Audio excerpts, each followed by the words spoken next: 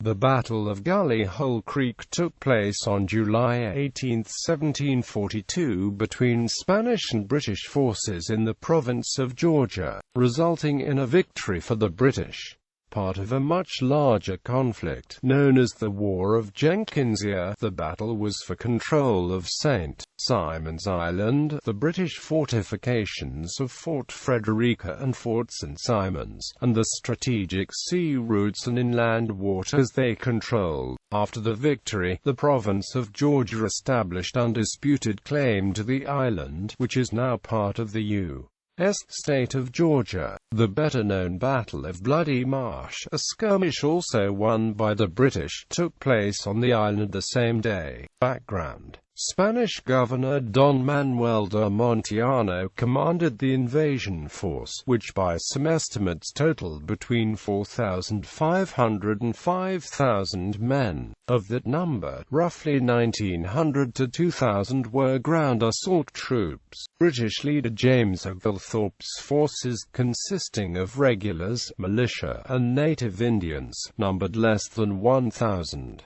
The garrison at Fort St. Simons resisted the invasion with cannonade, but was not able to prevent the landing. On July 5, 1742, Montellano landed nearly 1,900 men from 36 ships near Gascoigne Bluff, close to the Frederica River. Faced with a superior force, Oglethorpe decided to withdraw from Fort St. Simons before the Spanish could mount an assault. He ordered the small garrison to spike the guns and slight the fort, to deny the Spanish full use of the military asset. The Spanish took over the remains of the fort the following day, establishing it as the base on the island. After landing troops and supplies, and consolidating the position at Fort St. Simons, the Spanish began to cautiously reconnoiter beyond the perimeter.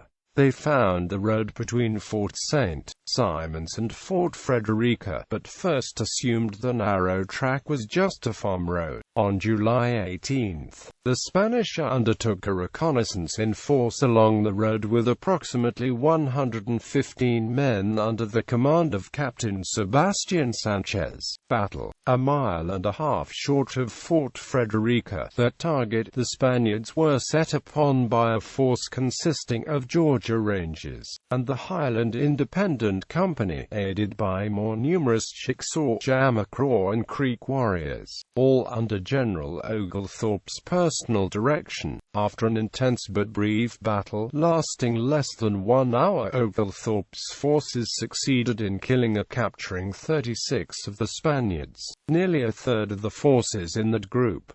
Among those killed was second-in-command, Captain Nicolas Hernandez. Captain Sebastian Sanchez was captured.